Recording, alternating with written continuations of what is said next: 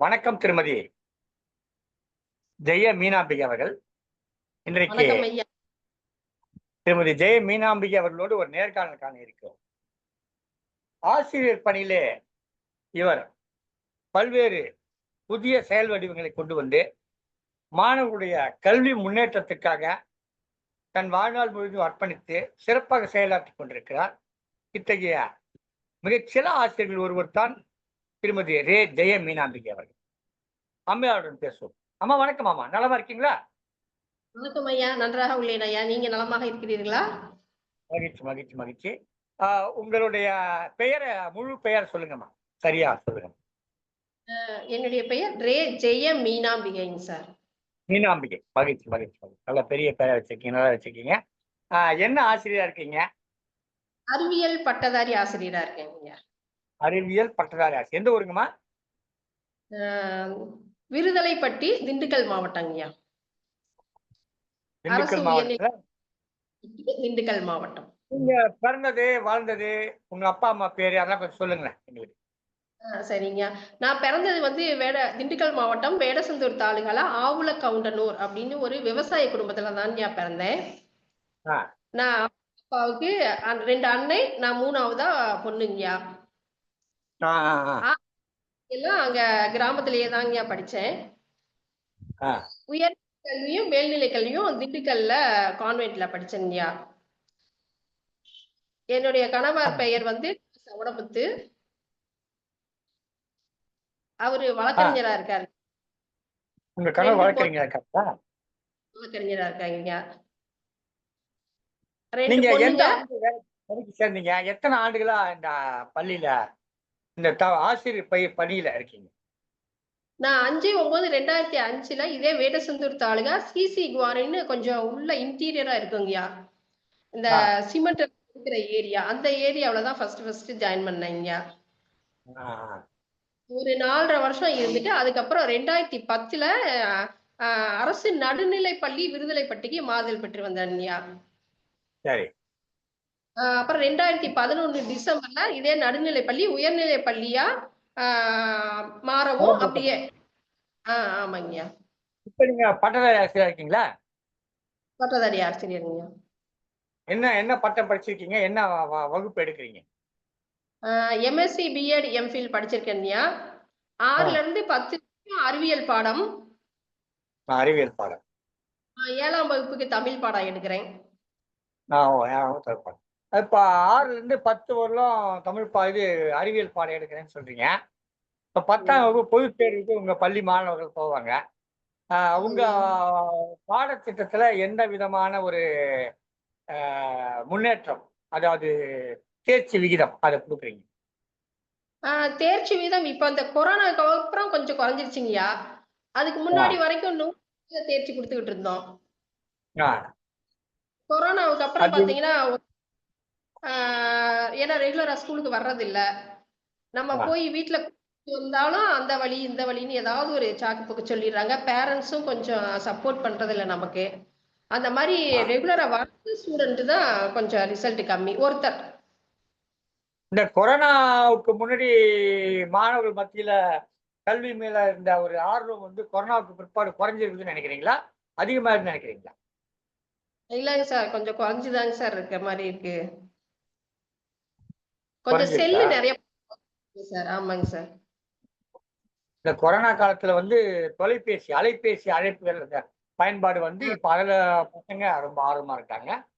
பள்ளி கல்வியில ஆர்வம் என்ற வருத்தத்தோடு தெரிவிக்கிறார் திருமதி ஜெய மீனாம்பிகை அவர்கள். ஒரு அறிவியல் ஆசிரியர் பாடங்களை அவர் கற்றுக் கொடுக்கிற போது நேரடியாக இருந்து கற்றுக்கொண்டால்தான் அறிவியல் பாடங்களில் நல்ல தேர்ச்சி மதிப்பெண் பெற முடியும். அது பின்னாடி படித்து மனப்பாடம் பண்ணி எழுதுகிற ஒரு பாடம் போல கிடையாது. அவர்களே புரிந்து கொள்ள வேண்டும். நமக்கு எல்லாருக்குமே தெரிந்த ஒரு விடயம்தான். அந்த பாடத்திற்கு ஒரு சவால்கள், பல சவால்களை சந்தித்து இன்றைக்கு ஒரு சிறந்த ஆசிரியராக பணியாற்றி கொண்டிருக்கிறார். நீங்க இந்த பள்ளி மாணவர்களுக்கு அறிவியல் பாடத்தை என்ன விதமான புதுமையான வகையில புகுத்துறீங்க? என்ன வகையில அவங்களுக்கு சொல்லித்தரீங்க? அவங்களுக்கு எப்படி ஆர்வத்தை ஏற்படுத்து? இப்ப புதுமையான வகைனா பாட்டா பாடுறதுங்க சார். இப்ப உருகுதல், உரைதல் மாதிரி இயற்பியல் எல்லாம் பாத்தீங்கன்னா அந்த பாட்டா பாடுறது. பனிக்கட்டி உருகி ஏலேலோ ஐலசா ஏலேலோ ஐலசா நீராக மாறுதல் ஏலேலோ ஐலசா இந்த மாதிரி பாட்டா வந்து அந்த இயற்பியலை கொண்டு வர்றதுங்க சார். இல்ல அது பாட்டு வந்து இப்ப தமிழ் பாடத்துக்கு பொருந்தி வரும். அறிவியல் பாடத்துக்கு அந்த பாட்டு பொருந்தி வருமான்னு தெரியல. அவங்க அதை கற்கிறதுக்கு என்ன வேற விதமான நுட்பமான வழியை கையாளுங்க அந்த அறிவியல் அதாவது பாடத்தை. மனசுல வந்து இந்த மாதிரி யோசிக்க வச்சுக்கணும், ஐடியா வச்சுக்கணும். நம்ம அன்றாட வாழ்க்கையில நடக்கக்கூடிய ஒரு சில நிகழ்ச்சிகளை வந்து தொடர்பு படுத்திக்கணும். ஆ, அது சொல்லி ஞாபகம் வச்சுக்க சொல்றதுங்க. ஆ, ஆ. அப்புறம் சோதனை ஆய்வு கூடத்துல கூட்டிட்டு போய் செஞ்சு காமிக்கிறது. ஆய்வுக்கூடம்னா பள்ளியில் ஆய்வுக்கூடத்துல கூட்டு போய் அவங்களுக்கு அந்த ஆய்வு முறையில விளக்குறதுங்களா? அது கொஞ்சம் ஆமாங்க. ஆர்வம் இருக்கு. என்னங்க? அது கொஞ்சம் ஆர்வத்தை கொடுக்க மாணவர்களுக்கு ஆய்வுக்கூடம். ஆமா, ஆய்வு கூடத்துல. மகிழ்ச்சி. இந்த கல்வி பணியில உங்களை ஈடுபடுத்திட்டு இருக்கீங்க. இதுல வந்து நீ முதல்ல இந்த ஒரு பள்ளியில ஆசிரியரா வேலைக்கு வந்தபோது என்ன விதமான உணர்வு ஏற்பட்டது? எடுத்த உடனே நீங்க அரசு பள்ளிக்கு வந்துட்டீங்களா? இல்ல தனியார் பள்ளியில பணியாற்றிட்டு அப்புறம் வந்தீங்களா? அந்த அனுபவங்களை எல்லாம் விளக்கி சொல்லுங்க. தனியார் பள்ளியில ஒரு வருஷம் தாங்க பணியாற்றி இருந்தேன். சரி. அதுக்கப்புறம் ஆமா டிஆர்பி எக்ஸாம் வரும், அதுக்கு படிக்கணும்னு சொல்லிட்டு ரிசைன் பண்ணிட்டு அப்புறம் படிச்சுட்டு கொஞ்சம் பிரேக் ஆயிடுச்சு. அதுக்கப்புறம் அரசு பள்ளிக்கு வந்துருங்கய்யா. நான் ஏற்கனவே சொன்ன மாதிரி அந்த கொஞ்சம் ரிமோட் ஏரியா, ஆ, மாணவர்கள் கொஞ்சம் கல்வியில பின்தங்கியவங்களா தான் இருந்தாங்க. ஆ, அதுக்கு அவங்களுக்கு ஆர்வத்தை கொண்டு வந்து இந்த மாதிரி சோதனைகள், பாட்டு இந்த மாதிரி கொஞ்சம் ஆர்வத்தை கொண்டு வந்து பரவாயில்ல நம்மளும் ஸ்கூலுக்கு போகலாம் அப்படிங்கிற மாதிரி ரெகுலரா பள்ளிக்கு வர்றதே அவங்க கொஞ்சம் சிரமமா தான்யா இருந்தாங்க. ஏன்னா ரிமோட் ஏரியா. ஆ. அவங்க பொருளாதார கொஞ்சம் ஆர்வம். பொருளாதாரத்தை பின்தங்கி படிச்சு என்னத்த பண்ண போறோம் அப்படிங்கிற ஒரு நிலை. அவருடைய ஆமாங்க. வாழ்க்கை முன்னேற்றம் என்பது என்னன்னு தெரியாத, வாழ்க்கை இப்படி வாழணும்னு தெரியாத வாழ்ந்துக்கூடிய மிகவும் பின்தங்கிய பகுதிகளில் மாணவர்களை படிக்க வைப்பது மிகவும் கடினமான ஒரு சவாலான செயல். இந்த சவால்களை கடந்த 20 ஆண்டு காலமாக சந்தித்து வருகிறீர்கள். உங்களுக்கு இந்த கல்வி பணியில இந்த மாணவர்களுக்கு சொல்லிக் கொடுக்கறதுல என்ன விதமான புதிய அனுபவங்கள் நீங்க கத்துக்கிட்டீங்க? என்னென்ன மாதிரிலாம் இவங்களுக்கு சொல்லிக் கொடுத்தா நல்லா இருக்கும்னு நினைக்கிறீங்க? எப்படிங்க சார்? உத்தி உத்தி அடுத்து அதாவது என்ன விதமா உங்களுக்கு சொல்லிக் கொடுத்தா மாணவர்கள் இன்னும் சிறப்பா வருவாங்கன்னு நினைக்கிறீங்க? அன்றாட வாழ்க்கையில தொடர்பு படுத்தி கூறுதல் இல்லையா? இப்ப ஏதாவது ஒரு ஆ, விஷயம் இருக்கு அப்படின்னா ஒரு சின்ன பிளேட்ல வந்து செல்லு மாதிரி செஞ்சு அது மைட்டோகாண்ட்ரியா, இந்த மாதிரி உட்கரு, அதுக்கு திராட்சை பழம் இந்த மாதிரி எல்லாம் வச்சு இப்படி நேரடியா பார்த்து சொல்லி தந்தா அவன் மறக்க மாட்டாங்க. ஏன்னா பார்க்கும்போது எதுவுமே மறக்காது. அந்த மாதிரி ஒவ்வொரு விஷயத்தையும் நேரடியா பாக்குற மாதிரி செஞ்சு செஞ்சு அவங்க மனசுக்குள்ள பதிய வைக்கிறதுங்கய்யா.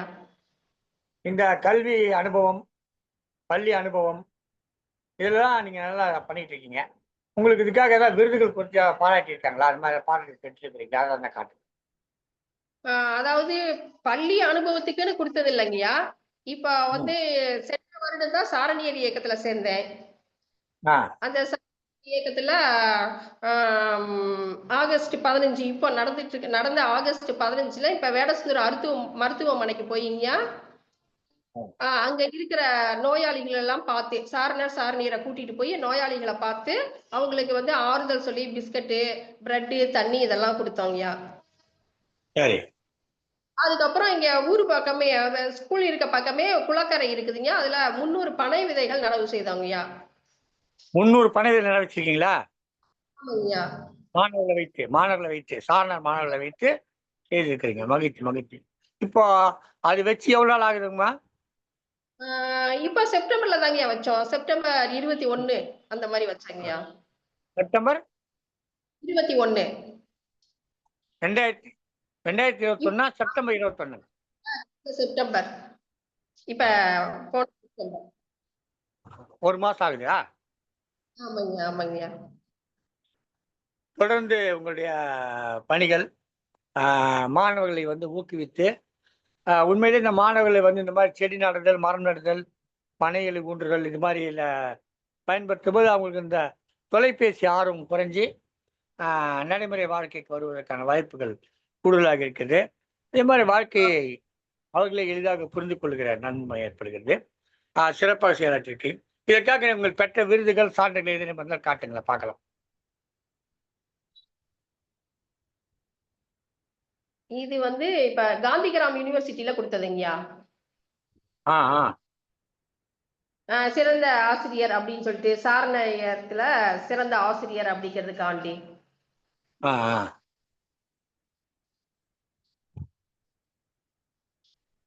அதனால கொஞ்சம் தூரமா வச்சு காட்டு. சிறப்பா சிறப்பா. வேற வேற வச்சுங்களா? அப்புறம் இப்பதாங்க மாணவர்களை நம்ம சொல்லிட்டு இருக்கமே, நம்மளும் ஏதாவது போட்டியில கலந்துக்கலாம். வணக்கம். சொல்லுங்க. சிறந்த ஆசிரியருக்கான விருதுங்கய்யா. சாரண ம். சாரணியத்துல சிறந்த ஆசிரியர் விருது வாங்கியிருக்கேன். ஆ ஆமாங்க. அடுத்து வந்து நம்ம சங்கத்தமிழ் இலக்கிய பூங்கால வந்து நானும் பாரதியார் பாட்டுல கலந்துக்கிட்டு பாரதி மணி அப்படிங்கிற சர்டிபிகேட் வாங்கினதுங்கய்யா. சரி. அப்புறம் இது இல்லாம கோர்ட்டுக்கு கூட்டிட்டு போயிருக்கேங்கய்யா. பட்டுப்புழு வளர்க்கிற இடம், அது உரம் ஏதாவது படம் தயாரி. வச்சிருக்கீங்களா? அது ஏதாவது படம் ஏதாவது வச்சிருக்கீங்களா? அது படம் செல்லுல தாங்கய்யா இருக்குது. அப்படியா? சரி, மகிழ்ச்சி. அப்புறமா அதை கொடுங்க. ஆ என்னங்க? மகிழ்ச்சிமா. வேற ஏதேனும் இந்த கல்வித்துறை சம்பந்தமா, இந்த மாணவர்களுடைய முன்னேற்றம் சம்பந்தமா, அவங்களுடைய கல்வி வளர்ச்சி சம்பந்தமா எதுவும் சொல்ல வர்றதுன்னா சொல்லுங்களேன். கருத்துக்களை சொல்லுங்க. அதே மாதிரி இப்ப 10ஆம் வகுப்புக்கு எப்பயுமே வார வாரம் வியாழக்கிழமை அறிவியல் ஸ்பெஷல் கிளாஸ் இருக்கும்யா. அதுல பாத்தீங்கன்னா டெய்லி வந்து, அதாவது வியாழன் வியாழன் சுண்டல் வேக வச்சு நானே எடுத்துட்டு போய் கடந்த 14 வருஷமா எங்க மாணவர்களுக்கு கொடுத்துட்டு இருக்கேங்கய்யா. அதே மாதிரி என்ன பொதுத் கொடுக்குறீங்க? தேர்வு என்னங்கய்யா? என்ன கொடுக்குறீங்க? சுண்டல் சுண்டல் பயறு வகைகள். அது இருக்குங்கம்மா. பயறு வகைகள்ங்கய்யா. பயிர் வகைகள் என்ன பண்றீங்க? மாலை நேர சிறப்பு வகுப்பு வார வாரம் வியாழன்கிழமை அறிவியல் 10ஆம் வகுப்பு மாணவர்களுக்கு நடக்குங்கய்யா. சொல்லுங்க. அதாவது படிப்புல கொஞ்சம் குறைவா இருக்கிற மாணவர்களை பக்கத்திலேயே உட்கார வச்சு அவங்களுக்கு கேள்வியா வாசிச்சு ஒரு லைன் 2 லைன் இதுலயே வந்து ஆன்சர் சொல்ற மாதிரி அப்படியே பக்கத்திலேயே உட்கார வச்சு படிக்கிறதுங்கய்யா. அந்த மாதிரி கொண்டு வந்து அவங்கள பாஸ். இப்ப பொது தேர்வை அணுகிற மாணவர்கள் அவங்களுக்கு என்ன விதமான அறிவுரைகளை சொல்ல விரும்புறீங்க?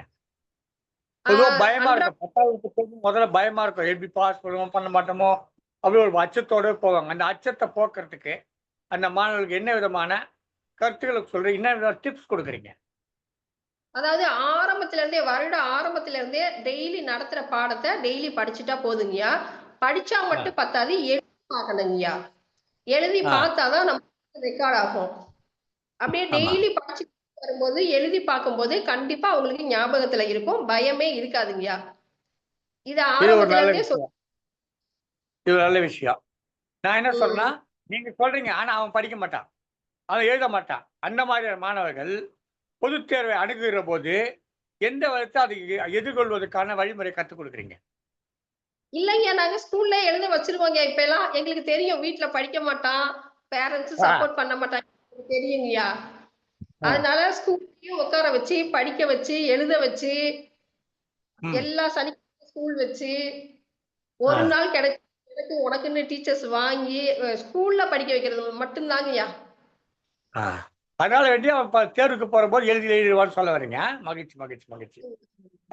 கிட்டத்தட்ட 100% மாணவர்கள் தேர்ச்சி பெறுவதற்கான வகையில செயல்பட்டிருக்காங்க. கொரோனா காலத்துக்கு பிற்பாடு இந்த மாணவர்களுடைய கொஞ்சம் பார்வைகள் மாறி இருக்கிறதுனால இந்த அலைபேசி எல்லாம் போய் மாட்டிக்கிட்டு இருக்காங்க அப்படின்னு கருத்து சொல்றாங்க திருமதி ஜெய மீனாம்பிகை அவர்கள். திண்டுக்கல் மாவட்டத்துல விருதலைப்பட்டி என்கிற ஊர்ல பட்டதாரி அறிவியல் ஆசிரியராக பணியாற்றி கொண்டிருக்கிறார்கள். கூடுதலாக தமிழ் வகுப்புகளையும் எடுக்கிறார்கள் என்று சொல்லியிருக்கிறார்கள். அவரோடு நாம் இந்த அளவுக்கு நாம் நேர்காணல் கண்டிருக்கிறோம். மிக நல்ல கருத்துக்களை கூறியிருக்கிறார்கள். வளரும் தலைமுறைக்கு உங்களை போன்ற ஆசிரியர்களுக்கு ஏதேனும் கருத்து சொல்ல விரும்பினால் சொல்லலாமா? கீழ்ப்படிதல் இருக்கணும் மாணவர்களுக்கு ஃபர்ஸ்ட். இப்ப வந்து அது கொஞ்சம் குறைவா இருக்கிற மாதிரி தெரியுது. அந்த கீழ்ப்படிதல் எல்லாமே வந்துருங்கய்யா. ஒழுக்கம் கீழ்ப்படிதல் இல்லாம எல்லாமே வந்துடும்.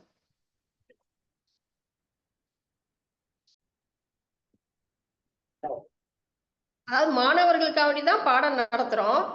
மாணவர்கள் வந்து நமக்கு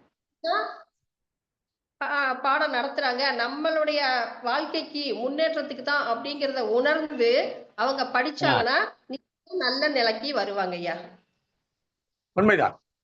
ஆசிரியர்கள் என்னதான் பாடம் நடத்தினாலும் அதை அந்த மாணவன் தனக்கு உள்வாங்கிக் கொள்ள வேண்டும். தனக்கானதை கொடுக்கிறார்கள் என்று உள்வாங்கிக் கொண்டால்தான் அவன் வாழ்க்கையை வெற்றி அடைய முடியும் என்பது மிக அழகாக தன்னுடைய நேர்காணலில் கூறியிருக்கிறார் திருமதி ஜெய மீனாம்பிகை அவர்கள், திண்டுக்கல் மாவட்ட விரலிப்பட்டி ஆசிரியர்.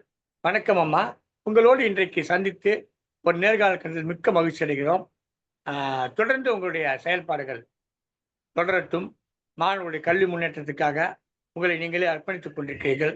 20 ஆண்டுகள் மாணவர்களுடைய கல்விக்காக உங்கள் வாழ்க்கையை அர்ப்பணித்திருக்கிறீர்கள். வாழ்க வளத்துடன், வாழ்க நலத்துடன் கூறி இந்த நேர்காணலை நிறைவு செய்கிறோம்.